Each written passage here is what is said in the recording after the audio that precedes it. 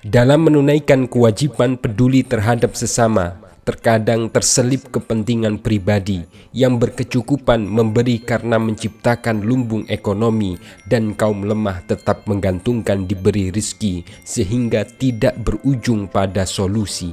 Membantu karena kepentingan sangat berdampak dalam menciptakan mentalitas peminta-minta pada lain pihak.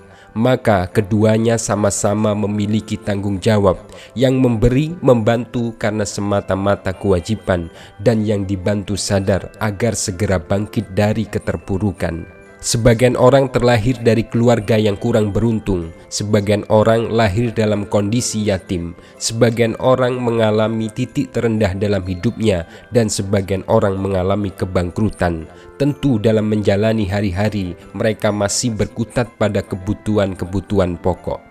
Sedangkan sebagian lagi lahir dalam keluarga yang berada, hidup dalam kondisi yang beruntung, hidup dengan layak dan berkecukupan. Tentu mereka sudah berada pada fase yang jauh lebih baik, tidak lagi memikirkan kebutuhan-kebutuhan pokok, akan tetapi lebih pada pemenuhan gaya hidup. Namun sayangnya dalam mempertahankan gaya hidup, orang-orang yang beruntung terkadang justru memanfaatkan belas kasihan kaum lemah sebagai ajang pencitraan, mendapatkan pengaruh, power, privilege, bahkan sebagai alat komoditas untuk mendatangkan profit tanpa memperhatikan mental mereka di masa depan. Memberi dengan mengorbankan psikologisnya akan membuat penerima merasa hina ketika tidak ada lagi bagi mereka pilihan untuk menolak. Yang mereka butuhkan adalah kepedulian karena rasa kemanusiaan, bukan dimanfaatkan sebagai alat kepentingan. Barangkali mereka hanya butuh survive sebentar dari keterpurukan, tidak untuk menggantungkan hidupnya.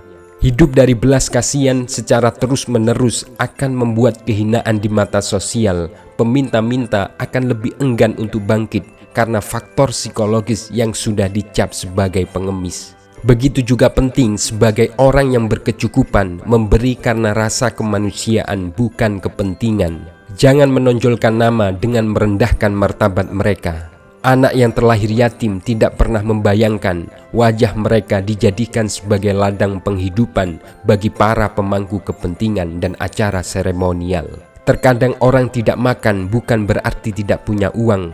Bisa saja mereka hanya sedang berpuasa. Begitupun orang dalam kesulitan. Terkadang mereka tidak ingin hidup dalam belas kasihan. Mereka hanya sedang dalam ketidakberpihakan. Setiap saudara yang berkecukupan memiliki tanggung jawab terhadap sanak familinya yang berkekurangan. Prioritas membantu sesama itu dimulai dari tanggungan kita.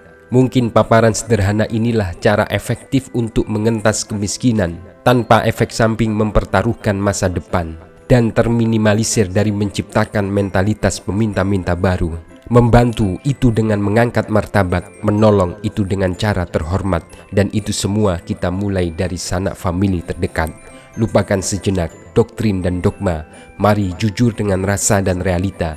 Saya Muhammad Kamal Al-Mahzumi, bukan ustadz, hanya seniman ayat. Salam mireng, mikir bareng.